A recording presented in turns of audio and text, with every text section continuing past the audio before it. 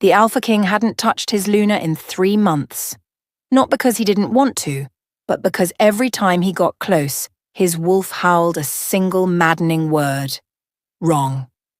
Kyle Blackthorne stood at his bedroom window, watching moonlight spill across the kingdom he'd bled for. Behind him, Seraphina slept in their massive bed, her copper hair fanned across silk pillows like something from a painting. She was beautiful. Everyone said so. Powerful bloodline, sharp political mind, curves that had made lesser men stumble over their own tongues. His wolf wanted nothing to do with her. 3 years of marriage. 3 years of forcing himself to perform the duties expected of a king and his Luna. 3 years of his wolf retreating to some dark corner of his soul every time she touched him, growling that same word over and over. Wrong. Wrong. Wrong. He'd stopped trying to understand it. Some things just were. Sleep wouldn't come tonight. It rarely did anymore. He pulled on a simple tunic and leather pants, leaving his feet bare as he slipped from the room. The palace halls stretched empty at this hour, torches guttering low in their brackets. Guards nodded as he passed, but knew better than to speak. Their king had a look about him these days, something restless and dangerous that made wise men keep their distance. The night air hit him when he stepped outside, cool and clean. Late autumn. The gardens had gone brown at the edges, preparing for winter's grip. He walked without destination, letting his feet choose the path while his mind churned through the same tired thoughts. His father had warned him. Political marriages are investments, boy. You don't have to love her. You just have to keep her. He'd kept her, built an alliance with the Crescent Moor pack that had doubled his territory. Seraphina had given him everything a Luna should: public grace, social connections, a united front against their enemies. Everything except the one thing his wolf demanded: a mate bond, the real kind, the kind that burned in your chest and made you stupid with need. The kind his parents had shared before his mother's death, the kind that turned 2 wolves into one unstoppable force. He'd accepted years ago that it wasn't meant for him. Some wolves never found their true mate. Kings especially often couldn't afford to wait for one. Still, his wolf mourned. He'd wandered to the back of the palace without realizing it. The kitchens rose on his left, dark and quiet. Their chimneys cold until the bakers arrived before dawn. Behind them sat the waste area, a fenced yard where garbage collected before the morning carts hauled it away. A scent caught him. Kyle stopped walking. His wolf, usually sluggish and sullen these days, suddenly surged forward with an alertness that made his skin prickle. Wolf. The scent was definitely wolf, but wrong somehow. Faded. Weak as morning mist. And underneath it, something else. Something that made his heart slam against his ribs for reasons he couldn't name. He moved toward the garbage yard, silent as shadow. The fence gate hung open, its hinges rusted. Beyond it, he could see mounded shapes in the darkness, rotted vegetables, meat scraps, the general refuse of palace life. Something moved among the piles. Kyle's eyes adjusted, his wolf lending him its night vision, and what he saw turned his blood to ice. A girl. No, a woman, though she was so thin it was hard to tell. She crouched in the shadows like a wild animal, shoving something into her mouth with hands that shook violently, rotted cabbage leaves, potato peelings black with age. She was eating garbage. In his palace. Rage detonated in his chest, hot and immediate. Someone under his roof had been reduced to this. Someone had been starved so badly they were eating waste in the dead of night, hoping no one would see. He stepped forward and her head snapped up. For a moment, neither of them moved. She stared at him with huge eyes in a face that was mostly bone, sharp cheekbones, hollow temples, lips cracked and bloodless. Her hair hung in matted ropes around her shoulders. The dress she wore was little more than rags, hanging off her skeletal frame, but it was the collar around her throat that made his wolf snarl. A servant's collar, marking her as owned, and stamped into the leather clear as day was a crest he knew well. A crescent moon wrapped in thorns. Seraphina's personal mark. This girl belonged to his Luna. He opened his mouth, to demand answers, to call for the guards, to do something, when his wolf did the impossible. It bowed. Inside him, the great beast that had ruled his instincts for 32 years lowered itself to the ground and pressed its muzzle to the earth like a supplicant before a queen. Submission poured through the bond between man and wolf, so complete and absolute that Kyle's knees nearly buckled. What? The girl ran. She moved fast for someone so starved, scrambling over a garbage heap and bolting for the far fence. Pure survival instinct, prey fleeing a predator. Kyle caught her before she'd gone 10 feet, his hand closed around her wrist, and his entire world shattered. The bond slammed into him like a physical blow. It roared through his veins, sank claws into his heart, rewrote something fundamental in his DNA. Colours seemed brighter. The night air tasted sweeter. Every nerve ending in his body came alive at once, screaming a single word that drowned out everything else. Mate, true mate, mine. The girl cried out, a thin, broken sound, and tried to yank free. Her wrist was so fragile in his grip. Bones like bird wings. He could feel them shift under papery skin. Stop. His voice came out rough, barely human. I'm not going to hurt you. She didn't believe him. Of course she didn't. She twisted and pulled, her breath coming in panicked gasps, tears streaming down her face. Please, please, I'm sorry, I'll go back. I won't come out again. Please don't tell her. Her. Seraphina. His wolf howled with a fury that threatened to tear him apart from the inside. This woman, his mate, his true mate, the other half of his soul, had been kept by his Luna. Starved. Beaten from the look of the bruises covering her arms. Some of them had a strange, shiny quality to them. Burn marks. Silver burns. Someone had been torturing her with silver. Look at me. He gentled his grip but didn't let go. Couldn't let go. The bond wouldn't allow it. Look at me. Slowly, like a deer before a hunter's bow, she raised her eyes. They were grey. Soft grey like morning fog over the mountains. Even full of terror. Even sunken with starvation, they were the most beautiful things he'd ever seen. I am King Cale Blackthorn, he said quietly. I am the alpha of this territory, and I am your mate. She flinched like he'd struck her. No. The words scraped out of her. No, that's not. I can't. You feel it. He watched her face, saw the war happening behind those fog-coloured eyes. She felt the bond, had to feel it. It was consuming him. It had to be consuming her too. You know what this is. Her chin dropped. The tears kept falling, sliding down gaunt cheeks, dripping off her jaw. She looked like she wanted to fold in on herself and disappear. How long? Kyle fought to keep his voice even when every instinct screamed at him to shift, to hunt, to find whoever had done this and tear their throat out. How long have you been here? How long has she... He couldn't finish. The words caught behind his teeth like shrapnel. 3 years. A whisper. Nothing more. Since the wedding. I was part of her dowry. A gift from her father. 3 years. His true mate had been here for 3 years. Starving in his own palace. Burning under silver. Eating garbage to survive. While he slept in silk sheets beside the woman responsible. His wolf wanted blood. It crashed against his control like a storm against a seawall, demanding release, demanding vengeance. The beast had never felt anything this strongly. Even in battle, even facing enemies who wanted him dead, he'd never experienced this hurricane of protective rage. But the girl was shaking so hard her teeth chattered. Every muscle in her body seemed coiled to run. If he let the fury show, he'd terrify her beyond repair. So Kyle did the hardest thing he'd ever done in his life. He breathed. Once. Twice. Pushed the wolf back with an iron will he hadn't known he possessed.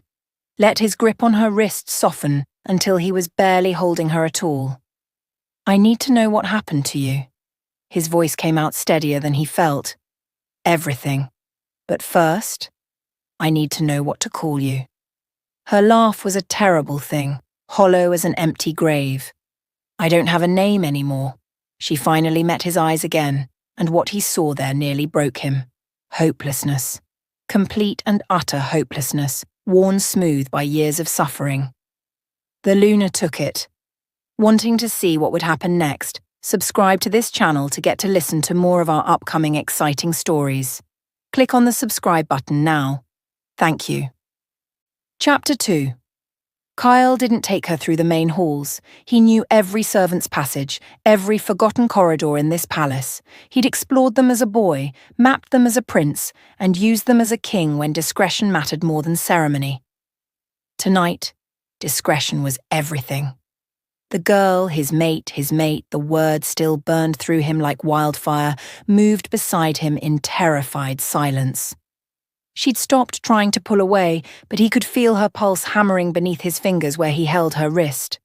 Rabbit fast, pray quick. She expected him to hurt her. He could smell it on her, that bitter chemical tang of fear that made his wolf whine with distress. Soon, he promised the beast, soon she'll understand. But would she? After 3 years of whatever horrors his Luna had inflicted, would this woman ever feel safe again? He pushed the thought aside, one crisis at a time. His private chambers occupied the East Tower, separate from the rooms he officially shared with Serafina. He'd claimed them years ago, citing the need for a space to work late without disturbing his Luna's rest. The truth was simpler. He couldn't stand sleeping beside her more than necessary. Now he understood why. The door opened to his touch, spelled to his blood. Impossible for anyone else to enter without permission. He guided the girl inside, and she stumbled over the threshold, catching herself on the back of a chair. Sit, he said. Not a command. A request, though his voice came out rougher than he intended. She sat. More accurately, she collapsed, her legs apparently deciding they'd done enough for one night. The chair swallowed her. She was so small, so horribly diminished, that the ordinary furniture made her look like a child. Kyle moved to the hearth, striking flint to kindling with practiced ease. The fire caught, spreading warmth and golden light through the room. When he turned back, he could finally see her clearly. His stomach dropped. The moonlight had been merciful. The firelight was not. Bruises covered every visible inch of her skin. Fresh ones layered over fading yellow-green marks, a calendar of abuse written on her body. The silver burns he'd noticed on her arms continued up past her sleeves, disappearing beneath the rags she wore. Her collarbone jutted sharp enough to cut. Her wrists were so thin he could have circled them with his thumb and forefinger. And her eyes, those beautiful grey eyes, held the hollow look of someone who'd stopped expecting anything good a long time ago. I'm going to call someone. He kept his voice low, the way you'd speak to a spooked horse. A doctor. He's trustworthy. He won't tell anyone you're here. Fear flickered across her face. Please, I'm not worth, don't. The word came out sharper than he meant. He took a breath, softened. Don't say that. Don't ever say that. She flinched, and he hated himself for it. Crossing to his desk, he opened a drawer and pulled out a small wooden box. Inside lay a single black stone, a communication crystal, linked to only one other person in the kingdom. Aldrich. He spoke the name into the stone. I need you. East Tower. Now. Tell no one. A pause. Then a sleep-rough voice replied, On my way. The wait felt like hours, though it couldn't have been more than minutes. Kyle used the time to pour water from the pitcher on his nightstand, pressing the cup into the girl's hands. Drink. Slowly. She looked at the cup like she'd never seen one before. Then, with trembling fingers, she raised it to her lips and drank. Her throat moved convulsively, desperate swallows that made his chest ache. When was the last time she'd had clean water? A knock at the door. Kyle opened it to find Aldrich waiting, a lean, grey-haired man in hastily donned clothes, his physician's bag clutched in one hand. He'd served the Blackthorn family for 40 years. He'd set Kyle's broken arm when he was 7, treated his father's war wounds, closed his mother's eyes when the fever took her. If anyone could be trusted with this, it was him. "Your Majesty?"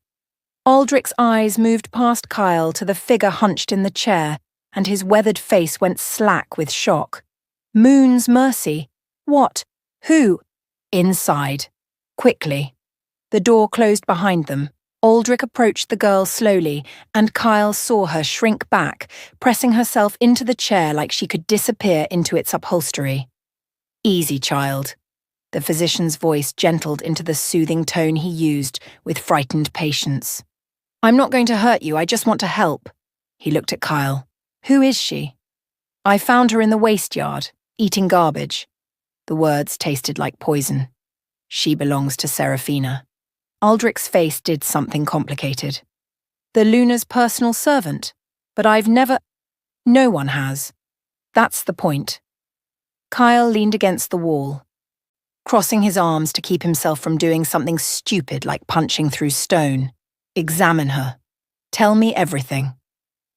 What followed was the longest hour of Kyle's life. He watched Aldrich work with gentle, practiced hands, checking pulse, examining pupils, carefully documenting each injury with the clinical detachment of a man who'd seen too much to be easily shocked. But even Aldrich's composure cracked as the examination continued. The girl, she still hadn't told him her name, submitted to it all with the terrible passivity of someone who'd learned that resistance only brought more pain. She didn't flinch when Aldrich lifted her arms to check the burns. She didn't cry when he pressed on her ribs to check for breaks. She simply endured. It made Kyle want to tear the world apart. Finally, Aldrich stepped back. His face had gone grey. "I need to speak with you." He glanced at the girl. "Privately." Kyle shook his head. "She deserves to hear it. It's her body." "Your Majesty." "Aldrich." The physician sighed.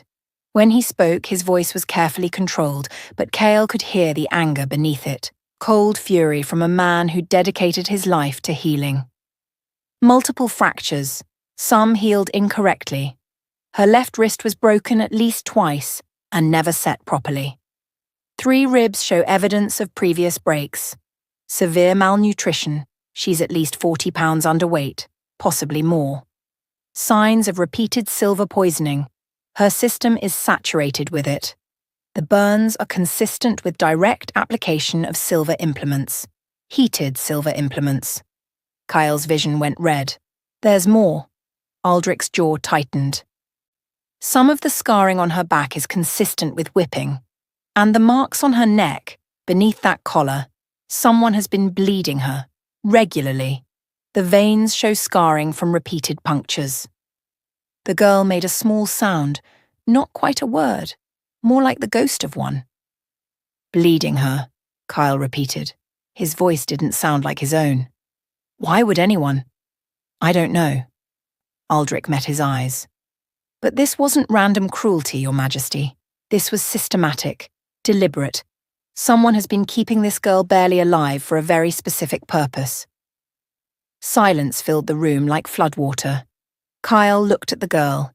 She sat with her head bowed, her tangled hair falling forward to hide her face, but he could see her shoulders shaking, tremors running through her entire body. "Leave us." He didn't look away from her. "Aldrich, not a word. To anyone." "Of course." The physician gathered his bag. At the door, he paused. "She needs food. Broth at first. Her stomach won't handle anything solid. And time. A great deal of time." Then he was gone. Kyle crossed the room and knelt in front of the chair. The girl's head jerked up at the movement, and he caught another flash of those fog-grey eyes, bright now with tears she was trying not to shed. "Tell me your name." He kept his voice soft. "Your real name, the one she took from you." For a long moment she didn't answer. Then, so quietly he had to strain to hear.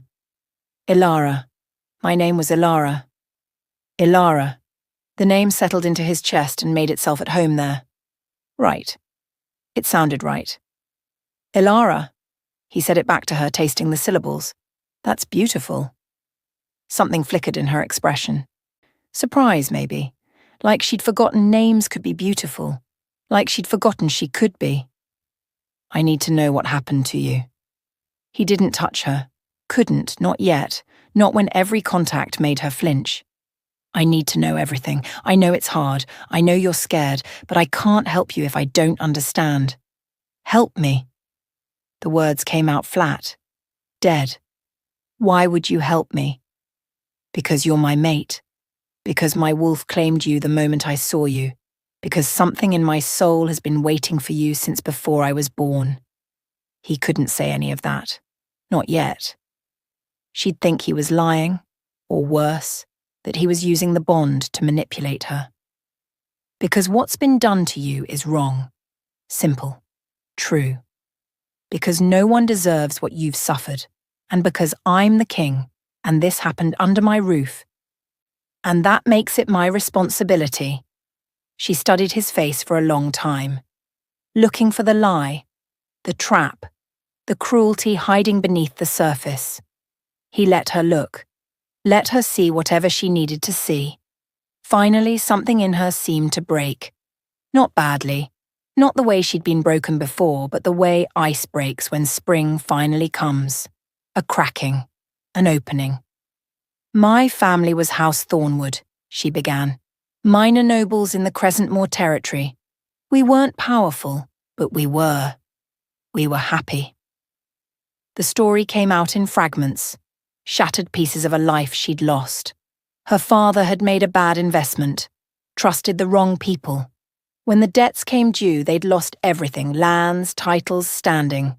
Ilara had been 17. The Luna's father offered to help. Her voice had gone distant, like she was reading from a script written by someone else. He said he'd forgive the debts if my father gave him me, as a gift for his daughter. Kyle's hands curled into fists. Your father agreed. He didn't have a choice. They would have killed him, killed my mother and brothers. A tear slid down her cheek, but she didn't seem to notice. So I went. I thought I'd be a servant. I could handle being a servant, but that's not what she wanted. What did she want? Ilara's eyes finally met his, and in their depths, he saw something that made his blood turn to ice. She wanted to break me, because of what I am. And what are you? Silence. Then, so soft it was barely a breath. My wolf is silver white, a pure blood, one of the last of an ancient line. Her hands twisted in her lap. Seraphina's father knew. He could smell it on me. He told her my blood was valuable, that if she kept me, bled me, she could use it for... She stopped, swallowed hard. For what? Kyle's voice came out rough. Ilara. For what? Old magic. The words fell like stones into still water. Dark rituals, the kind that were forbidden centuries ago. She uses my blood to enhance herself, her beauty, her power, her wolf. She drinks it mixed with moonflower wine every full moon. The rooms seemed to tilt. Kyle thought of Seraphina, her flawless skin, her supernatural grace, the way she seemed to grow more beautiful with each passing year while other Lunas aged normally. He thought of her wolf, larger and stronger than any female wolf he'd ever seen. He thought of his own wolf, howling wrong every time she came near. That's why, he heard himself say. That's why my wolf rejected her. She reeks of stolen essence, of you. Ilara's eyes widened. Your wolf rejected her. From the beginning. From our wedding night. I never understood why until now. Something passed between them. Understanding. Connection. The mate bond, still fragile and new, humming beneath the surface like a plucked string. No one knows. Ilara's voice had gone urgent. She told everyone I was mute, brain damaged, a useless Omega who couldn't speak or feel pain. She kept me hidden. No one ever questioned why they never saw me. And if anyone caught a glimpse, they just saw what she told them to see. A pathetic, broken creature not worth noticing. Kyle closed his eyes. 3 years. She'd been here for 3 years, and he'd never known, never suspected. What kind of king was he?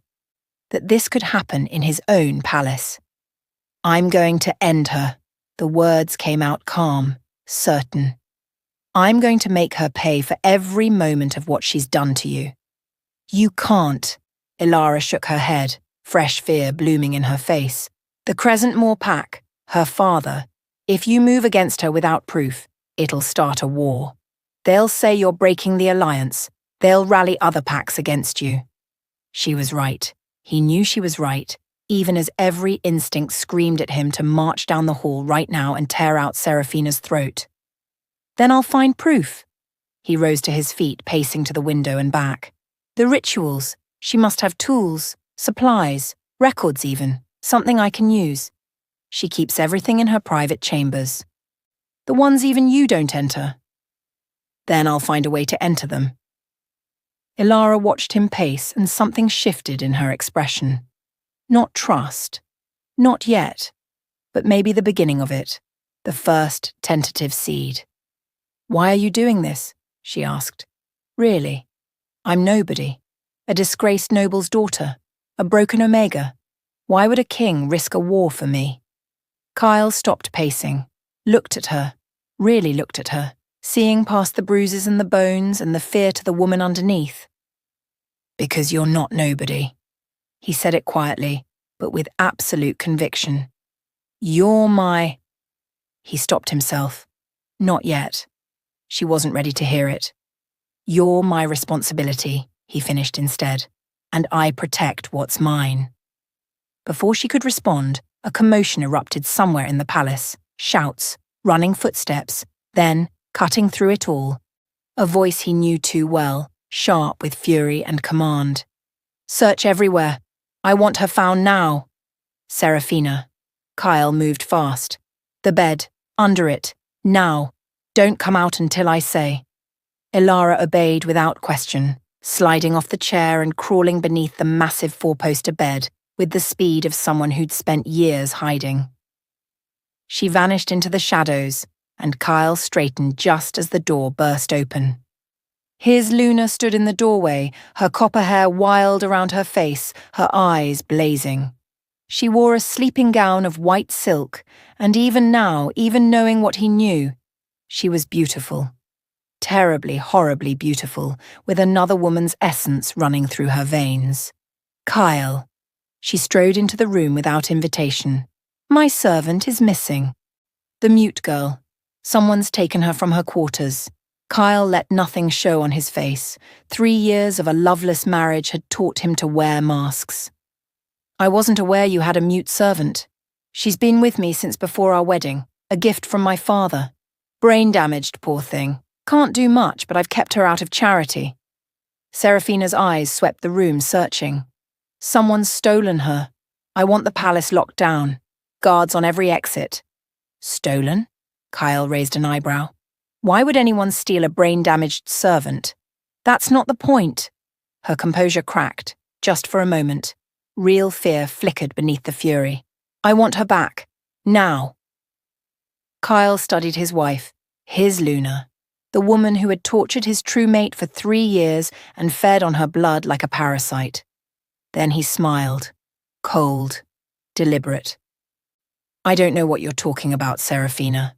I have no record of this servant existing. Perhaps you dreamed her. He watched her face go pale, watched the understanding dawn, that something had shifted between them, that the game, whatever game she'd been playing, had just changed in ways she didn't yet understand. Kyle, it's late. He cut her off, turning away. I suggest you return to your chambers and get some sleep. We have council in the morning, and I'd hate for you to look tired. He didn't look at her again. After a long, heavy silence, he heard her footsteps retreat. The door closed behind her. Under the bed, Ilara finally remembered to breathe. If you're still listening to this story up to this point, why don't you subscribe to this channel to continue getting impactful daily stories like this? We would be most grateful if you can do that to help boost this video to reach everyone. Thank you. Chapter 3. The Tower Suite had been his mother's once. Kyle hadn't entered it since her death 15 years ago, couldn't bear to see her things gathering dust while her absence echoed off the walls. But now, leading Alara up the hidden staircase in the grey hours before dawn, he understood why he'd kept it locked and waiting all this time. Some part of him had always known it would be needed. "No one comes here," he told her as he opened the door. "The servants think it's haunted. My father started that rumour after my mother died, and I never corrected it." Ilara stepped inside and stopped. The room was beautiful, pale blue walls, silver curtains, a bed draped in white linens that had been preserved by some minor magic his mother had cast years ago. Moonlight poured through tall windows, illuminating a space that felt frozen in time. Safe. Secret. "This is too much," her voice cracked. You can't give me this. I can give you whatever I want. I'm the king." He said it lightly, trying to ease the tension in her shoulders. It didn't work. "Ilara, look at me." She turned, and he saw tears tracking down her hollow cheeks. "I keep waiting," she whispered. "For the trick, the trap. This is when you tell me what you really want, isn't it? What I have to do to earn this." The question hit him like a blow to the chest. The only thing you have to do is heal. He wanted to touch her, to cup her face, wipe away those tears, pull her against him until the bond stopped screaming at him to protect, to comfort, to claim. But she wasn't ready for that. Might never be ready. "Sleep, eat, get strong. That's all I want from you." She didn't believe him. He could see it in her eyes, the bone-deep certainty that kindness always came with a price. 3 years of torture had taught her that. "I'll have food sent up through the hidden passage," he continued, forcing his voice to stay steady. "And I'm posting guards, men I'd trust with my own life. They'll make sure no one bothers you." "Guards?" She laughed, but there was no humour in it. "To keep me in, you mean? To keep everyone else out?" He moved toward the door, pausing at the threshold. "Rest, Ilara. You're safe now." He wasn't sure she believed that either. The first week, she barely spoke. Kyle visited every evening, bringing food himself when he could manage it without raising suspicion.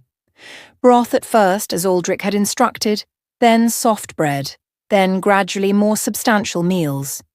He sat with her while she ate, not pushing conversation, just present. It seemed to unnerve her more than anything else. "You have a kingdom to run," she said on the 4th night, picking at a bowl of stew. She'd gained maybe 2 pounds, not nearly enough, but a start. "Why do you keep coming here?" "Because I want to." "That's not an answer." "It's the only one I have." She set down her spoon, fixing him with those grey eyes. The fear was still there, but something else had started flickering beneath it, something sharper. "The mate bond," she said the words like they tasted bitter. "That's why you can't stay away. It's not about me, it's about what your wolf thinks I am." Kyle leaned back in his chair. "Is there a difference?" "Of course there is." Her voice rose, cracking at the edges. "The bond is just, it's magic, chemistry. It doesn't mean you actually care about me. You don't even know me." "Then tell me. Simple. Direct. Tell me who you are." She stared at him for a long moment. Then, to his surprise, she laughed. A real laugh this time, rusty from disuse, but genuine. "You're serious." "I'm always serious. It's one of my many flaws." Another laugh, smaller. She looked down at her hands, still too thin, the bones too visible beneath the skin. "I used to read," she said quietly, "before. My father had a library, not large, but I'd read every book in it twice by the time I was 15. I liked poetry best. The old stuff, from before the Great Wars." A pause. "I used to write some of my own. Terrible, probably, but I liked how it felt, putting words together until they meant something. What else? I was stubborn. My mother always said I'd argue with a stone wall if I thought I was right." A ghost of a smile crossed her face. "I wanted to travel. See the Northern Territories, the ice forests. My brothers promised to take me someday." Her brothers. The family Serafina had destroyed. "They would be proud of you," Kyle said, "for surviving." The smile faded. Would they? Sometimes I think... She stopped, shook her head.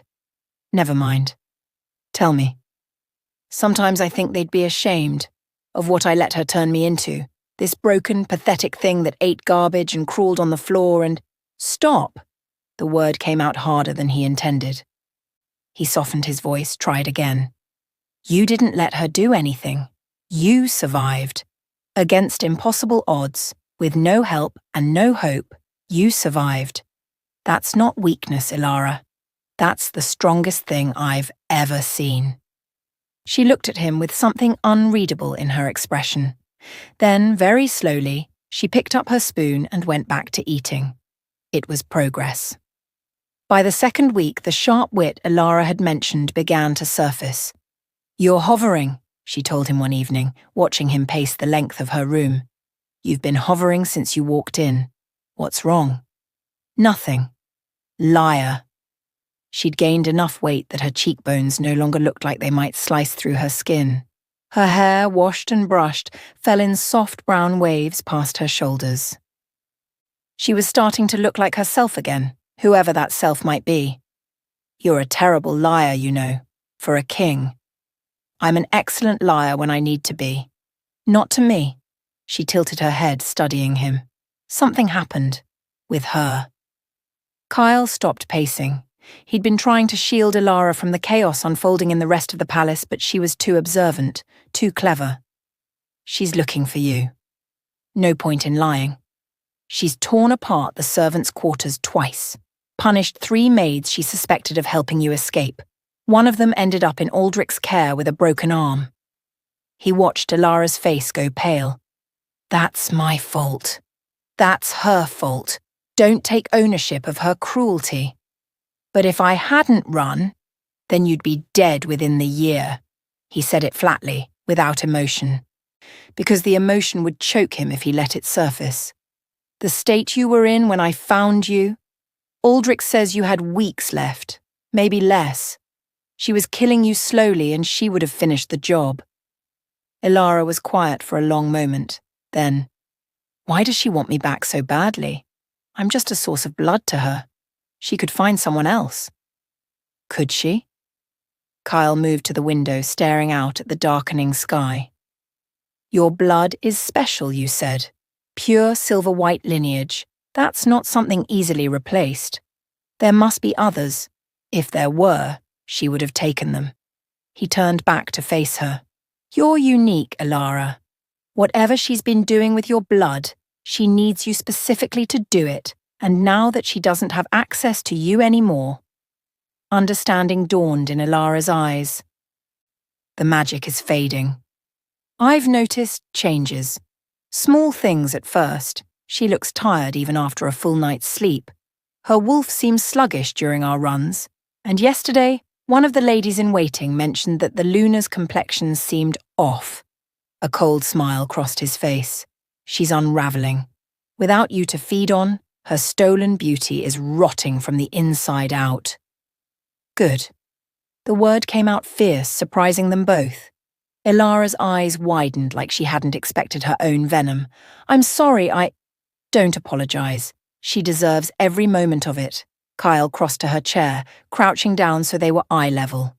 I'm going to destroy her, Ilara, not just for what she did to you, for all of it, but I need more than dark magic to bring her down. I need proof that the alliance itself was a betrayal. What do you mean? I've been investigating. Quietly. He'd spent every spare moment digging through records, questioning trusted advisors, following trails of gold and secrets. She's been embezzling from the royal treasury. Small amounts at first, easy to miss, but they've been adding up for years. The money's going somewhere. I haven't traced it yet, but I will. That's enough to disgrace her, Ilara said slowly, but not to execute her without starting a war with Crescent Moor. No, I need more. He held her gaze. I need to prove she never intended to honor the alliance at all, that this entire marriage was a plot to gain access to my power and eventually overthrow me. Ilara was quiet, processing. Then, the letters. What letters? She used to write them late at night. I could see her through the crack in my cell door. She thought I was asleep, but I watched. Dozens of letters sealed with black wax instead of her usual crest. She'd give them to a messenger who came in through the hidden passages. Kyle's heart began to pound. Do you know who she was writing to? No, but I know where she kept them before sending them out. Ilara's jaw tightened. There's a compartment behind her vanity mirror, spelled to look like ordinary wall, but I saw her open it once. Finally, a lead, evidence he could use. I need to get into her chambers. She'll have guards. I'm the king. I can go anywhere I want. He rose to his feet, already planning. I'll find a reason, a state matter that requires her presence elsewhere. Then I'll search. Ilara reached out and caught his wrist. The contact sent a jolt through him, the bond singing, his wolf pressing against his control with desperate joy. Be careful. Her voice was barely a whisper. She's more dangerous than you know. And if she finds out what you're doing... She won't. He covered her hand with his own just for a moment. I promise. The letters were worse than he'd imagined. Kyle stood in Seraphina's chambers 3 nights later, hidden correspondence spread across her vanity table, and felt his entire understanding of the past 5 years collapse and rebuild itself into something darker. She'd been writing to the Western Kingdoms, to Alpha Vaughn of the Shadowmere territory, his greatest enemy, the man who'd killed his father's brother in a border skirmish and had been probing for weakness ever since. The letters outlined everything: troop movements, defensive vulnerabilities, the location of secret supply caches, 3 years of systematic betrayal written in his Luna's elegant hand and sealed with black wax. But that wasn't the worst part. The worst part was the final letter, unsent, still sitting in the hidden compartment. A progress report, dated just weeks ago. The king remains oblivious. The bond between us has never formed, which complicates matters. He does not trust me as a true Luna would be trusted. However, my influence over the council grows daily. By spring, I expect to have enough support to move against him directly. There is one complication. The girl, the Thornwood heir, remains in my possession. But she grows weaker. I fear she may not survive another year of harvesting. If she dies, I will need to accelerate the timeline before my abilities begin to fade. On that matter, my father's sources have confirmed the original prophecy. The girl was indeed meant to be the true mate of a great king. Had I not intervened, she would have destroyed everything we've worked toward. As long as she remains broken and her wolf suppressed, the bond cannot properly form, even if, against all odds, she somehow encounters her intended mate. The Thornwood family's accident remains unsuspected. No one questions a house fire that leaves no survivors. Kyle read the passage 3 times. Then he read it again, because his brain refused to process the words. The original prophecy. The girl was indeed meant to be the true mate of a great king. The Thornwood family's accident. Ilara's family hadn't fallen from grace. They'd been murdered. Assassinated because someone, some seer, some prophet, had foreseen that their daughter would one day mate with a king. And Seraphina had kept her alive anyway, kept her starved and tortured and broken, believing that a destroyed wolf couldn't trigger the bond. She'd been wrong. The bond had formed anyway. Because some things, the deepest things, the truest things, couldn't be destroyed, no matter how hard you tried. Kyle gathered the letters with hands that wanted to shake, forced them steady through sheer will. He had what he needed now. Proof of treason, proof of murder, proof of a conspiracy that went back years, orchestrated by his own Luna and her father. He would burn Crescentmoor to the ground for this. But first, he had to tell Ilara the truth about what happened to her family. She took it better than he expected. Or perhaps worse, he couldn't tell. She sat in the window seat of her tower room, staring out at nothing, her face completely blank, as he told her about the letters. the prophecy, the fire that had killed her parents and brothers, while Serafina's father told the world it was a tragic accident. When he finished, she didn't cry, didn't scream, didn't do any of the things he'd braced himself for. She just said very quietly, "I always wondered why she kept me alive." Ilara, it didn't make sense, you see. She hated me, genuinely hated me, in a way that went beyond just wanting my blood. I thought it was jealousy, my wolf, my bloodline, but it was more than that. She laughed, hollow and broken. She was afraid of me. All that time, while she was torturing me, she was afraid of what I might become. "You're not broken." Kyle moved to her side, crouching so he could see her face. "Whatever she believed, whatever she tried to do to your wolf, it didn't work. The bond formed. You're here. You're alive." "My family isn't." The words hung between them, heavy and sharp. "No," he agreed, "they're not. And nothing I say will make that hurt less. But I can give you justice. I can make her pay for what she did, to you, to them, to my kingdom, if you'll let me." Ilara finally looked at him. Her eyes were dry, but something burned behind them. Not tears, rage. Pure, cold, patient rage. "I want to watch," she said. "When you destroy her, I want to be there. You will be, I promise." The formal dinner was Serafina's idea. She'd announced it 3 days ago, sweeping into the council chamber with a brilliant smile that didn't quite reach her eyes. Her brother, Alpha Demon of the Crescentmoor forces, would be visiting to strengthen family ties. A celebration was in order. Kyle had agreed because refusing would raise suspicions. He'd smiled and nodded and pretended he didn't notice the new lines around his Luna's eyes, the slightly brittle quality of her once glossy hair. Her magic was fading faster now. Soon everyone would see what she really was beneath the stolen beauty. But Demon's visit worried him. Serafina's brother commanded a private army of 3,000 wolves, brutal, well-trained, loyal to Crescentmoor, above all else. There was no legitimate reason to bring him here now, with winter approaching and border tensions running high. Unless it wasn't legitimate at all. His spies confirmed it the morning of the dinner.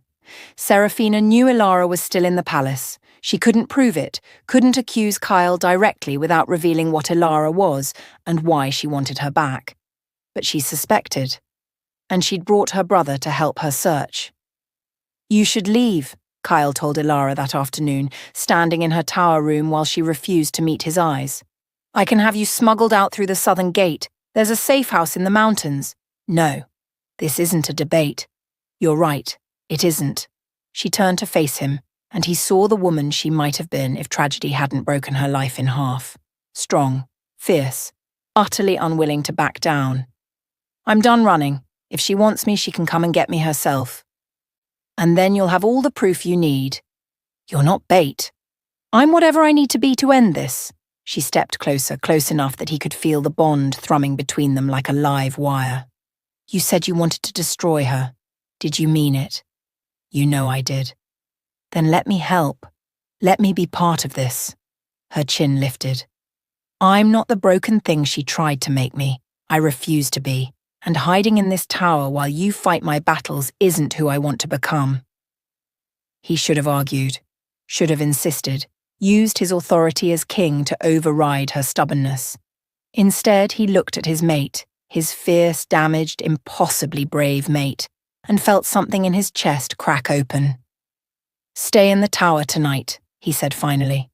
"Let me assess how serious the threat is. If there's an opening, a way to use this against her, you'll tell me.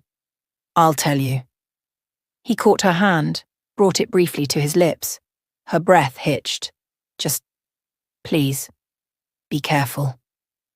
I could say the same to you." He carried that warning with him into the great hall, where 100 nobles had gathered to welcome Serafina's brother. The dinner was a glittering affair. Silver candelabras, crystal goblets, enough food to feed a village for a week. Serafina sat at Kyle's right, beautiful in crimson silk that almost hid how gaunt her face had become. Her brother sat at Kyle's left, a massive man with Serafina's copper hair and none of her pretense of charm. Demon Crescentmore looked exactly like what he was, a weapon waiting to be pointed at a target. The conversation flowed around them, nobles chattering about weather and politics and the latest scandals. Kyle performed his role, gracious host, powerful king, loving husband to his perfect Luna, while his wolf paced restlessly beneath his skin. Something was coming. He could feel it. Halfway through the main course, Demon set down his goblet and cleared his throat. The hall fell silent. "I must confess," he said, his voice carrying easily through the sudden quiet.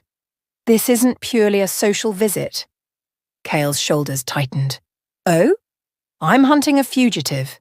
Demon's eyes swept the hall, cold and predatory.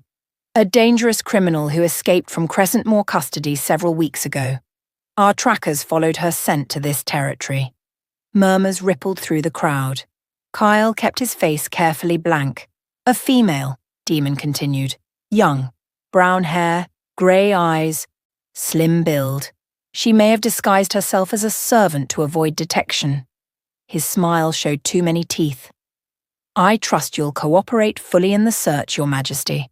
After all, we're family now." Under the table, hidden by the fall of white linen, Kyle's claws extended. They sliced into his palms, drawing blood that dripped hot and steady onto his thighs. The pain helped, gave him something to focus on besides the roaring in his ears, the wolf screaming for him to lunge across the table and tear out Demon's throat for daring to threaten what was his. "Of course," he heard himself say, "my kingdom is at your disposal." Seraphina's smile was radiant, triumphant. She thought she'd won. She had no idea that war had already been declared, and that she'd lost before the first battle even began. If you're still listening to this story up to this point, why don't you subscribe to this channel to continue getting impactful daily stories like this? We would be most grateful if you can do that to help boost this video to reach everyone. Thank you. Chapter 4. The blood on Kale's palms had barely dried when he sent for Marcus. His spymaster arrived within the hour, a lean, unremarkable man with forgettable features and eyes that missed nothing. Marcus had served Kale's father before him, and his father's father before that. 3 generations of secrets lived behind that mild expression. "I need you in Crescentmore," Kale said without preamble. "Tonight." Marcus didn't blink. "What am I looking for?" "Everything." Kyle handed over copies of the letters he'd found in Seraphina's chambers, watching Marcus's face go carefully blank as he read. "Her father orchestrated this from the beginning. There will be records, witnesses, people who helped cover up the Thornwood murders. I want names, documents, anything that ties the old Alpha to treason against my crown. The current Alpha won't take kindly to me digging through his family's secrets. The current Alpha is here, hunting a woman he has no right to touch." Kyle's voice went cold. "His territory is unguarded. Use that." Marcus tucked the letters into his coat. "And if I'm caught, don't be." A ghost of a smile crossed the spymaster's face. "As you command, Your Majesty." He was gone before dawn, slipping out through passages even the palace guards didn't know existed. Kyle watched from his study window as a single horse disappeared into the tree line. Then turned his attention to the more immediate problem. Demon Crescentmore had brought 50 men. They were searching the palace under the guise of hunting their fictional fugitive, but Kyle knew what they were really doing. Mapping, counting guards, testing responses, preparing for something larger. He needed to keep Alara safe until Marcus returned with proof. After that, Seraphina and her brother would have no legal ground to stand on. He could arrest them both, dissolve the alliance, and deal with whatever military response Crescentmore mounted. But until then, Alara was vulnerable, and so was he. He moved into the tower, not officially. That would raise too many questions. But he found excuses to spend every available hour there, bringing work that could have been done anywhere, holding meetings that could have waited. His advisors thought he was avoiding the chaos of the search, Serafina thought he was sulking over Demon's presence. Let them think what they wanted, Ilara noticed immediately. You're hovering again, she said on the second day, watching him spread documents across her writing desk. She sat in the window seat, afternoon light turning her brown hair to amber. She'd gained more weight, still too thin, but the sharp edges were softening. Her eyes had lost some of their hunted look. I'm working. You have an entire study for working, with better lighting and an actual chair that fits you. He glanced up, found her almost smiling. It transformed her face, turned her from fragile to something approaching beautiful. The company's better here, he said. Colour bloomed in her cheeks. She looked away. But not before he caught the pleased curve of her lips. Progress. They fell into an easy rhythm over the following days. Kyle worked while Ilara read. He'd brought her books from the palace library, poetry collections and histories, and a few scandalous novels that made her laugh out loud. They took meals together, talking about nothing and everything. He learned she hated fish, but loved honey cakes. That she'd once tried to teach herself to play the flute with disastrous results. That she dreamed of seeing the ocean someday, though she'd lived her entire life landlocked. Small things, ordinary things, the kind of details that built a life. Tell me about your mother, she said one evening, her voice soft in the firelight. This was her room. Kyle set down the report he'd been pretending to read. She was fierce. Gentle with people she loved, but absolutely terrifying to everyone else. My father used to say she could command an army with a single look. A smile tugged at his mouth. She probably could have. She was a better strategist than half his generals. You loved her. More than anything. The old grief stirred, familiar as breathing. She died when I was 17. Fever took her. Nothing dramatic, nothing heroic. She just slipped away. My father never recovered. Ilara was quiet for a moment. Then, my mother was soft, not weak, never weak, but soft. She sang while she cooked, cried at happy endings, believed everyone deserved second chances. Her voice caught. She would have liked you, I think. She always said she could tell good men by their eyes. And what do my eyes tell you? She met his gaze, held it. That you're exactly who you pretend to be, which is rare for a king. Something shifted between them. The bond hummed brighter than before, and Kyle felt it, the tentative unfurling of trust. She was letting him in. Finally, carefully, she was letting him in. He wanted to kiss her, wanted it so badly his whole body ached with it. Instead, he said, You should rest. Tomorrow will be difficult. The smile faded from her face. The search. Demon's getting frustrated. He knows you're here somewhere. He can smell it, even if he can't find you. Frustrated men make reckless choices. You think he'll try something. I think we need to be ready if he does. That night, Ilara dreamed of fire. She stood in a burning hallway, smoke clawing at her lungs, flames licking the walls on either side. Screams echoed from somewhere distant, her mother's voice, her father's, her brother's calling her name. But she couldn't move, could only watch as the fire consumed everything. Then the scene shifted. She was in the palace now, the great hall she'd glimpsed during her years of captivity. Nobles scattered as guards poured through the doors, swords drawn. At the head of the hall, Kyle stood with blood on his hands, his wolf blazing behind his eyes. And beside him she saw herself. Not the broken creature Serafina had made her, but someone else.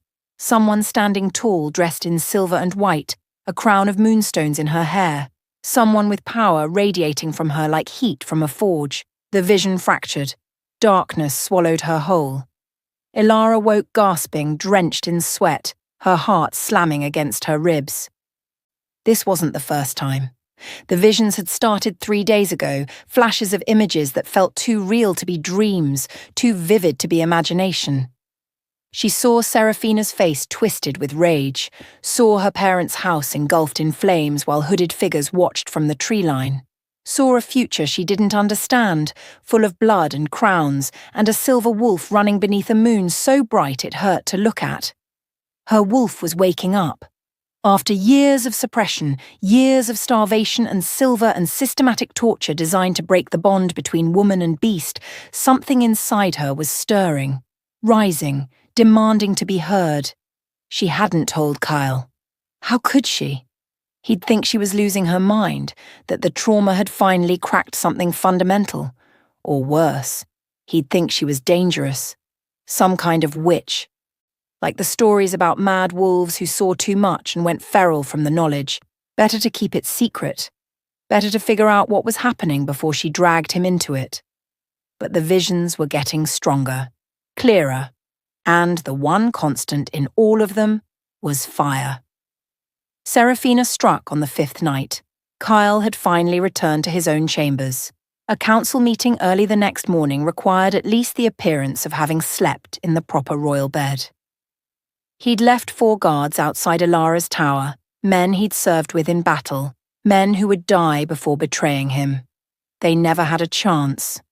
The drug was in their evening meal, a slow-acting sedative that didn't take effect until midnight, when they collapsed at their posts like puppets with cut strings.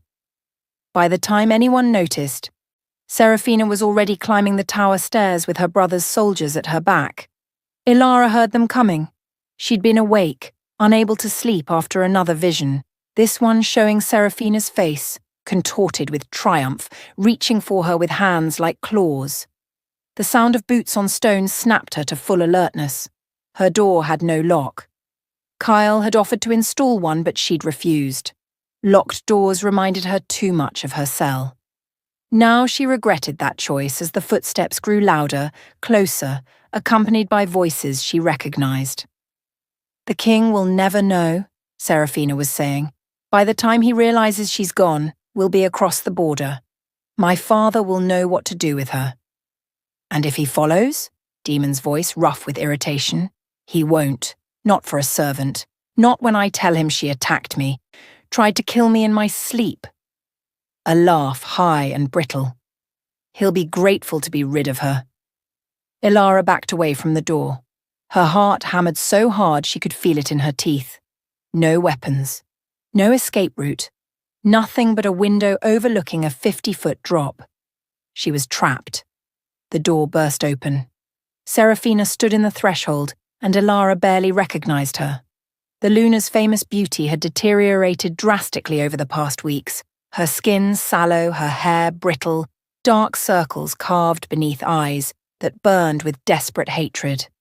She looked like a woman being eaten alive from the inside out. "There you are." Her voice dripped venom. "Did you really think you could hide from me, in my own palace?" "This isn't your palace." The words came out stronger than Ilara expected. "It never was." Something flickered in Serafina's eyes. Fear, quickly buried. "Seize her." The soldiers moved forward, 5 of them, huge men in Crescent Moor colours. Ilara retreated until her back hit the wall, nowhere left to go. And then something inside her ignited. Her wolf surged forward with a force she'd never felt before. Not the weak, whimpering creature Serafina had beaten into submission, but something ancient, something vast, something that remembered what it was before centuries of diluted bloodlines had diminished its kind. Power flooded through her. Her bones shifted. Her skin rippled, and for the first time in 5 years, Ilara transformed. Her wolf was silver-white, luminous as moonlight given form.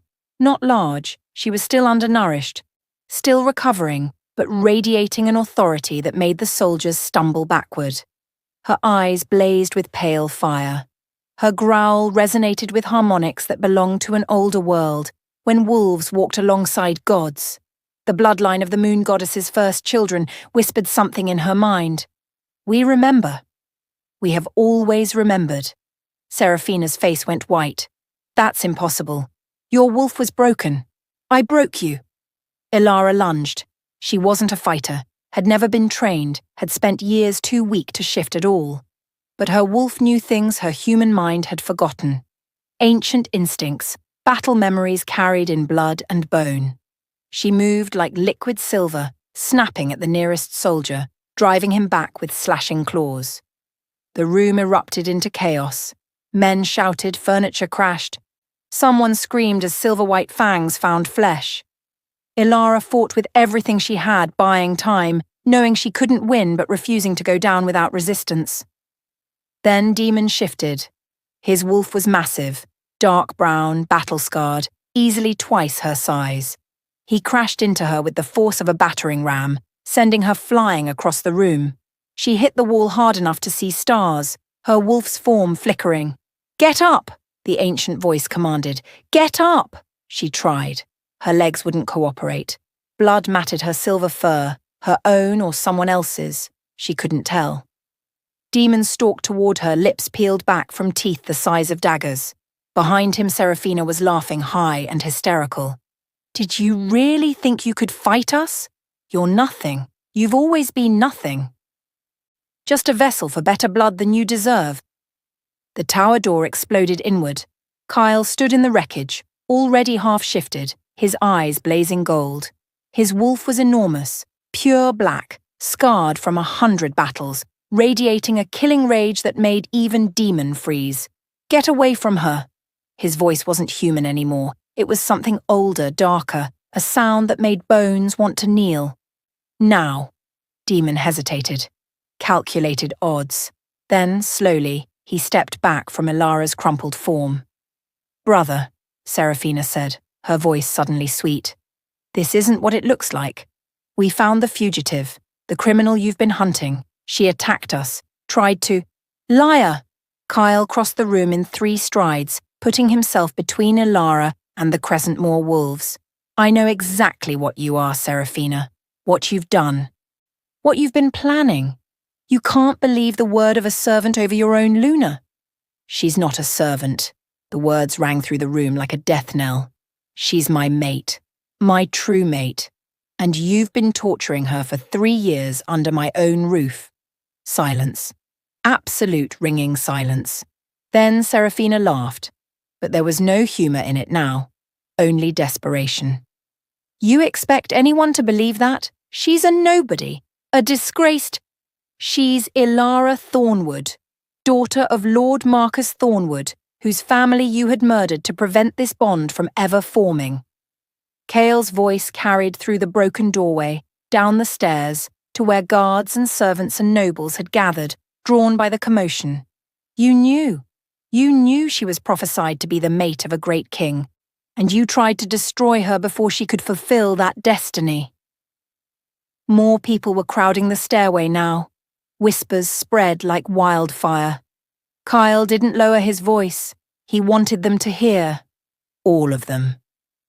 "For 3 years, I couldn't understand why my wolf rejected you, why every instinct screamed that something was wrong." He stepped towards Serafina and she retreated, her composure finally cracking. "Now I know. You reek of stolen blood, stolen power. You've been using dark magic to hide what you really are, a traitor, a murderer, a leech feeding on an innocent woman's suffering." Serafina's face contorted. All pretense of beauty fled, leaving only ugly, naked fury. "You can't do this." She drew herself up, grasping for authority like a drowning woman clutching at wreckage. "I am your Luna. I have rights under the old laws. You cannot set me aside without trial by combat or proof of treason. Without evidence, this is nothing but the ravings of a lovesick king besotted with some pretty face." "Evidence?" Kyle smiled, and it was not a kind expression. "Is that what you require? The law demands it. You cannot dissolve this marriage, cannot strip me of my title, without presenting your accusations before the council and proving them beyond dispute." Her chin lifted. "Challenge me to combat if you dare, but know that my brother will stand as my champion, and his army stands behind him." Demon moved to his sister's side, his wolf still half-emerged, lips curled back from his teeth. A threat and a promise. Kyle didn't flinch. "So be it. You want a trial? You'll have one. Tomorrow, before the full council. Bring your champion. Bring your army. It won't save you." Behind him, Ilara had shifted back to human form, clutching a torn curtain around her bare body. She was bleeding from a gash on her temple, trembling with exhaustion. But her grey eyes burned with something that looked like hope. Serafina saw it, hated her with a passion that twisted her features into something monstrous. "Enjoy your night," she spat. "It will be your last together. Tomorrow I'll have her back, and this time I won't be merciful." She swept from the room, Demon and his soldiers following. The crowd parted for them, then reformed, staring at their king with expressions ranging from shock to awe to calculation. Kyle didn't care about any of them. He turned, knelt beside Ilara, gathered her gently into his arms. She was so light, still so fragile. Despite the power that had blazed through her moments ago. "You're hurt," he said. "Aldrich, I'm fine." Her hand came up to touch his face, wondering. "You claimed me. In front of everyone, you actually—" "Of course I did." He pressed his forehead to hers, breathing her in. "You're mine. You've always been mine, and I will burn this kingdom to the ground before I let anyone hurt you again." Marcus returned at dawn. He was dusty, exhausted, and wearing the satisfied expression of a man who'd found exactly what he was looking for. The leather satchel he carried bulged with documents. Letters between Serafina's father and Alpha Vaughn, dating back 7 years, he reported, spreading papers across Kyle's council table, accounting ledgers showing payments to the assassins who killed the Thornwood family. Testimony from 3 servants who witnessed the Luna's blood rituals. And he paused, pulling out one final document. A marriage contract between Serafina and Vaughn, signed 2 years before she wed you. This union was never meant to be permanent. She was always going to betray you. Kyle stared at the evidence. More than enough. More than he'd dared hope for. "This ends today," he said. "Summon the council. I want—" The door burst open. Serafina stood there, flanked by guards. Her smile was radiant, unhinged, but radiant. "Did you think you could plot against me without my knowledge?" She swept into the room, ignoring Marcus, ignoring the damning papers scattered across the table. Her eyes were fixed on Kyle alone. "Did you think I had no secrets of my own to protect me? Your secrets are about to become very public." Kyle gestured to the documents. "It's over, Serafina. I have everything I need." "Do you?" Her smile widened. "Then let me offer one final piece of evidence. Something that changes everything." She placed a hand on her stomach, low, deliberate. "I'm pregnant," she announced, "with your heir. The future king of this territory grows in my womb. Execute me, and you execute your own child. Set me aside, and you abandon your firstborn to illegitimacy." The room went deadly silent. Kyle felt the world tilt beneath his feet. His eyes dropped to her hand, to the slight curve beneath her palm that could have been anything, or nothing at all. "You're lying." "Am I?" She laughed, triumphant. "Ask your physician." He confirmed it this morning, 2 months along, growing stronger every day. Her eyes glittered with malice. "Did you really think all those nights in your bed were for nothing? I may not have captured your wolf, but I captured something far more valuable." She turned to address the gathering crowd. Advisors, guards, nobles who'd heard the commotion and come to investigate. "My husband accuses me of treason," she declared. "But I carry his child, his legitimate heir. Would a king truly destroy his own bloodline for the sake of some half-starved omega he found in the garbage? What does that say about his fitness to rule?" Murmurs rippled through the assembly. Uncertainty. Doubt. Kyle stood frozen, his mind racing. If she was telling the truth, if there really was a child, then everything had just become infinitely more complicated. If you're still listening to this story up to this point, why don't you subscribe to this channel to continue getting impactful daily stories like this? We would be most grateful if you can do that to help boost this video to reach everyone. Thank you. Chapter 5. The council chamber erupted into chaos. Voices crashed against each other like waves in a storm, advisors shouting, nobles demanding answers, guards struggling to maintain order. Through it all, Serafina stood with her hand on her stomach and triumph blazing in her eyes, watching her husband's world crumble around him. Kyle felt paralyzed. The pregnancy changed everything. If she carried his child, his heir, then executing her for treason meant executing an innocent life. Setting her aside meant condemning his firstborn to illegitimacy, a stain that would follow the child forever. She'd outmaneuvered him. After everything, she'd found the one weapon he couldn't counter. "The council demands a recess," Lord Varon announced, his elderly voice cutting through the din. "This matter is too complex for hasty judgment. We must verify the Luna's claims before—" "Verify?" Serafina laughed. "You doubt me? Summon the physicians. Summon the shamans. They'll tell you the same thing. I carry the king's heir. Whatever crimes you think I've committed, that child is innocent." More shouting, more chaos. Kyle barely heard any of it. Then a hand touched his arm. Small, warm, steady. Ilara had slipped through the crowd to reach him, still wearing the simple dress one of the servants had found for her after last night's battle. Her face was pale, her eyes shadowed with exhaustion. But something burned behind them. "We need to talk," she said quietly. "Alone. Now." She led him to an alcove off the main chamber, hidden behind a tapestry depicting some ancient battle. The sounds of the council faded to a distant roar. "I know the truth," Ilara said without preamble. "About the child." Kyle's heart stopped. "What do you mean?" "The visions." She took a breath, steeling herself. "I haven't told you because I thought you'd think I was mad. But my wolf, since she woke up, I've been seeing things. Flashes of the past, the present, sometimes the future. I can't control it, can't explain it, but the things I see are real." He stared at her. "You're a seer?" "I don't know what I am, but I know what I saw last night, after you brought me back to the tower." Her hands were shaking. "I saw Serafina. In secret passages beneath the palace, meeting with a man, not you. A man with the Crescent Moor crest on his armor. Demon? No. Someone younger. One of his soldiers.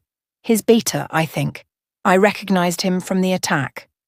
Ilara's voice dropped lower. "They were together. And afterwards she told him the plan. The child isn't yours, Kyle. It never was. She's been meeting him for months, timing everything so she could claim the baby was conceived in your bed." The world tilted, reformed. Everything Serafina had built crumbled to dust in the space of a heartbeat.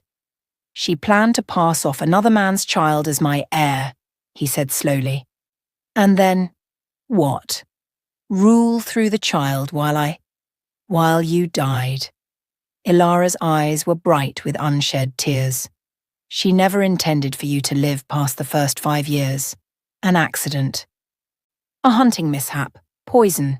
Once she had her heir and established herself as regent, you became disposable." Rage flooded through him. Cold, clean, absolute. Not just for himself, for his kingdom, for his people, for the years he'd spent trying to make this sham of a marriage work while she plotted his murder. "The shamans," he said. "They can verify paternity. If I demand a formal test, she'll fight it, claim it's an insult to her honor, a violation of tradition." Ilara shook her head. "But it doesn't matter what she claims. If you call for the test, she has to submit. It's royal law. And if she refuses, then she admits she's lying. Either way, she loses." Kyle looked at his mate. This woman who'd survived horrors he couldn't imagine, who'd found strength in the depths of despair, who'd given him the weapon he needed to end this. "I love you," he said. The words came out without planning, without thought. Just truth, simple and absolute. Ilara's breath caught. For a moment she just stared at him, those grey eyes wide with something that might have been shock or wonder or fear. Then she smiled, small, trembling, but real. "Tell me again after we survive this." The council reconvened within the hour. Kyle stood at the head of the chamber, Ilara beside him, evidence spread across the table before them. Marcus had organized everything, the letters, the testimonies, the ledgers, a damning portrait of betrayal painted in ink and blood. The charges against Luna Serafina are as follows, Kyle announced, his voice carrying to every corner of the room. Treason against the crown. Conspiracy with enemy kingdoms, murder of House Thornwood, use of forbidden blood magic, embezzlement of royal funds, and, he paused, letting the weight of the next words settle, adultery with the intention of passing a false heir onto the throne. Gasps rippled through the assembly. Serafina's face went white. You can't prove that, she hissed. The child is yours. I demand. You demand nothing. Kyle cut her off, cold as winter steel. I am calling for a formal paternity verification through the royal shamans. If the child is mine, as you claim, you have nothing to fear. Refuse, and you admit the charge. Silence. Every eye in the room fixed on Serafina. She stood frozen for a long moment. Then, slowly, something shifted in her expression. The mask she'd worn for years. The perfect Luna, the gracious queen, the loving wife, cracked and fell away. What remained underneath was ugly, twisted, real. You think I care about your laws? Her voice came out different now, harder, stripped of all pretense. You think I came here to be your Luna? To warm your bed and birth your heirs and smile at your pathetic counsel while you played at being king? She laughed, and there was nothing beautiful in the sound. I was supposed to rule this kingdom. Me. Not share it with some moon-blessed idiot who couldn't even tell when his own wife was bleeding prisoners in the basement. Her eyes swept the council, wild and blazing. Everything I did, the marriage, the alliance, the years of pretending to care, was to put myself on that throne, and once I had an heir, once your people accepted me as regent, you were going to have a very tragic accident. More gasps. Shocked murmurs. Lord Varron looked like he might faint. 5 years, Serafina continued, her voice rising. That's all I needed. 5 years, and then the mighty Alpha King would choke on poisoned wine, and everyone would mourn, and I would rule in his place until my son came of age. She smiled, cruel and bright. A son who would never have been yours at all. Rorik's bloodline is far superior to your watered-down.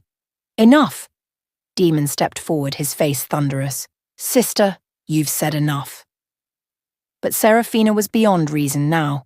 Years of deception, years of hiding her true self behind a mask of sweetness, had finally cracked something inside her. Don't you see? She spread her arms wide, appealing to the crowd. This kingdom is rotting, soft, weak. It needs strong leadership. Not this sentimental fool who couldn't protect a single girl from suffering under his own roof. I would have made you all powerful. You would have made us slaves. Kyle's voice cut through her tirade like a blade. Slaves to Crescent Moor, to Vaughan, to whatever dark powers you sold yourself to. He stepped toward her, and she retreated, stumbling. The girl you tortured, the one you kept alive to drain for your rituals, she's the strongest person in this room. She survived everything you threw at her, and she's still standing. Can you say the same? Serafina's face contorted with hate. She spun toward her brother. Do it. Now. Before he... Demon didn't need to be told twice. He shifted mid-stride, his massive brown wolf erupting from human form with a roar that shook the chamber. His soldiers followed, 20 men suddenly becoming 20 wolves, fangs bared, muscles coiled to attack. The coup began. Kyle had expected this. His own guards responded instantly, forming a protective wall around the council members, shifting into wolves of black and grey and tawny gold. The chamber exploded into chaos. Furniture shattering, bodies colliding, the screams of nobles fleeing for the doors. Kyle shifted and met Demon head-on. The impact was devastating. 2 alpha wolves, both massive, both battle-hardened, crashing together with force enough to crack stone. They tore at each other with fang and claw, blood spraying, neither giving ground. But Demon was fresh. Demon had spent years building his strength while Kyle had spent them trapped in a poisonous marriage. Slowly, brutally, the Crescentmoor Alpha began to gain the upper hand. Kyle felt teeth sink into his shoulder, felt his legs buckle under the weight of his enemy. Demon's jaws clamped down, driving him toward the ground, victory inches away. Then a streak of silver blazed across his vision. Ilara hit Demon like a meteor, her silver-white wolf impossibly fast, impossibly fierce. She tore into his flank, ripping away fur and flesh, and his grip on Kyle loosened just enough. Kyle twisted free, rose, attacked, and now they fought together, king and mate, black wolf and silver, moving in perfect synchronization as the bond between them blazed to life. It was like nothing Kyle had ever experienced. He knew where Ilara was without looking, felt her movements as extensions of his own. When she feinted left, he struck right. When he drove Demon back, she cut off his retreat.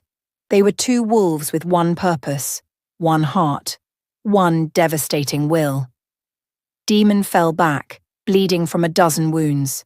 His soldiers were falling too, overwhelmed by the palace guard, the tide of battle turning. But Seraphina had one final card to play. She stood in the center of the chaos, surrounded by a circle of blood she'd painted with her own hands while everyone else fought. Ancient words spilled from her lips, words that hurt to hear, that made reality shudder and warp.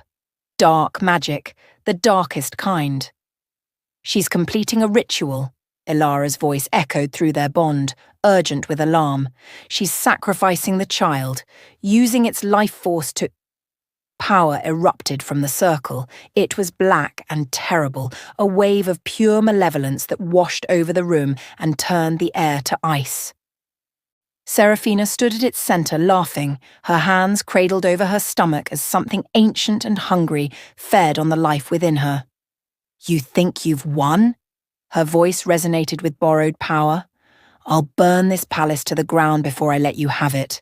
I'll kill everyone in this room, including myself, and laugh while I—" Ilara stepped into the circle. The dark magic hit her like a physical blow.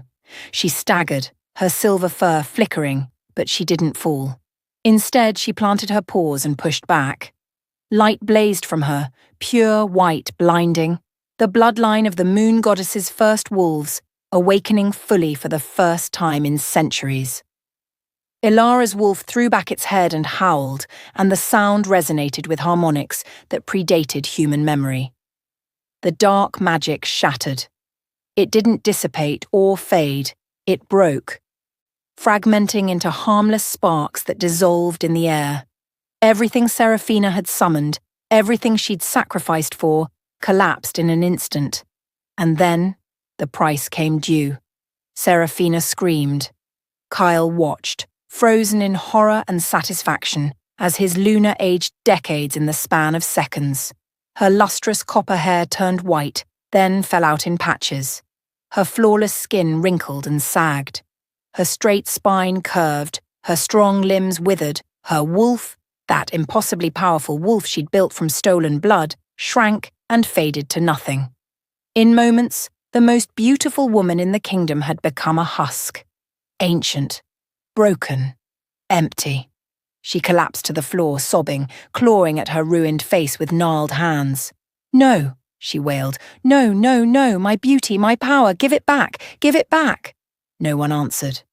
No one moved to help her. Demon saw his sister fall and howled with rage.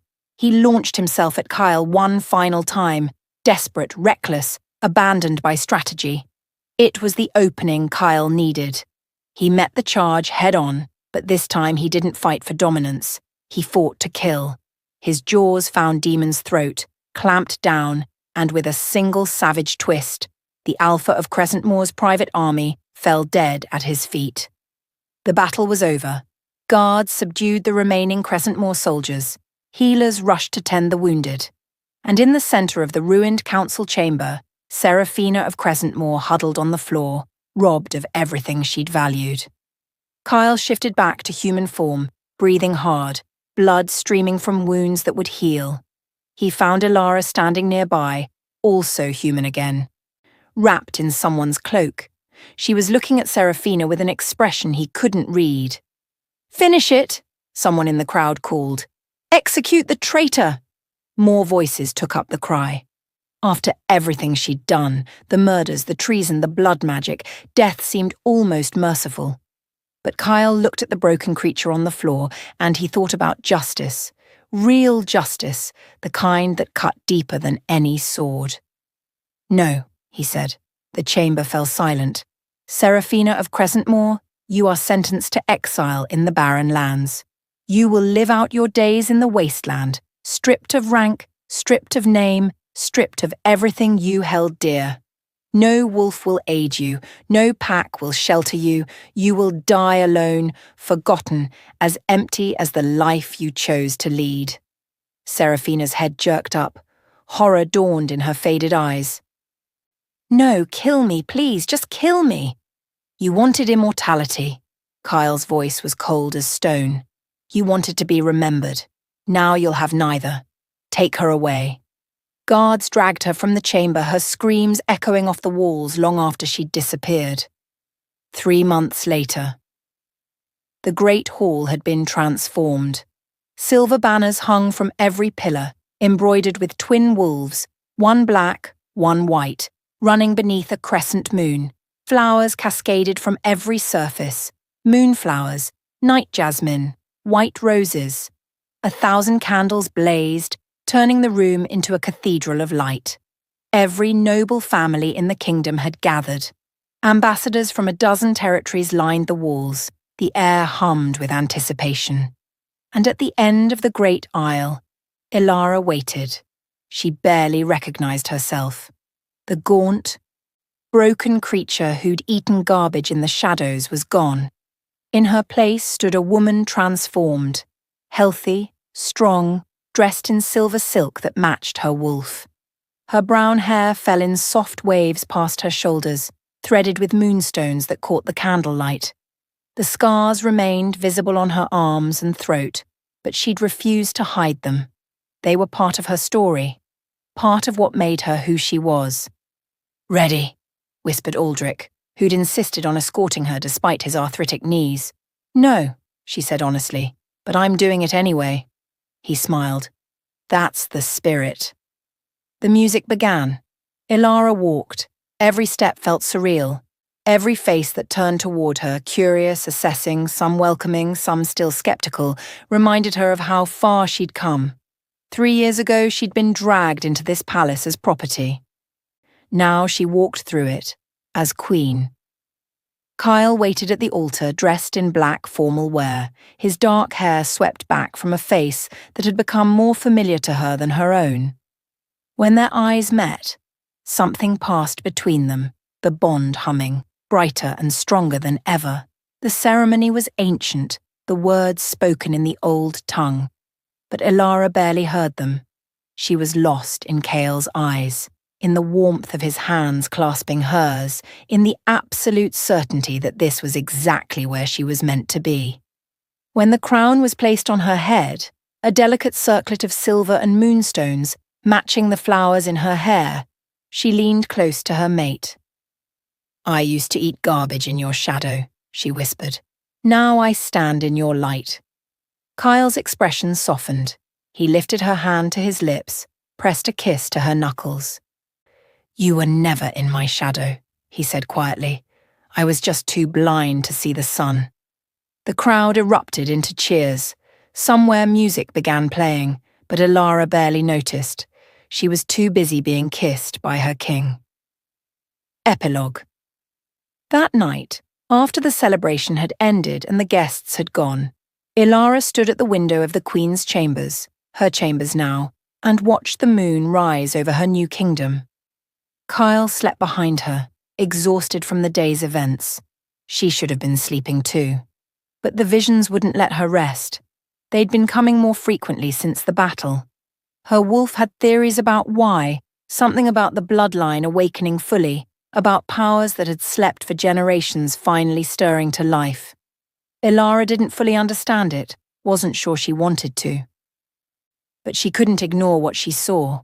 Twin pups, silver-eyed, pale-furred, tumbling over each other in a sun-drenched garden. Her children. Their children. Coming sooner than anyone expected. And beyond that vision, another. Darker. More distant. Something stirring in the north. Ancient. Hungry. A threat that would make Seraphina's schemes look like children's games. Ilara placed a hand on her still flat stomach and thought about the future. The challenges to come. The battles yet to be fought. But that was a story for another time. Tonight, she had a mate who loved her, a kingdom that had accepted her, and a life she'd never dared to imagine. Tonight, the broken Omega, who'd survived on scraps and suffering, was finally, truly free. She climbed back into bed, curled against Kyle's warmth, and let sleep take her. Tomorrow would bring new challenges, but tomorrow she wouldn't face them alone. The end. Thank you for watching this video. Subscribe, like, and share this video to continue listening to this type of story daily, and also to appreciate this community too. I would like to hear your wonderful opinion about this story. Please comment below.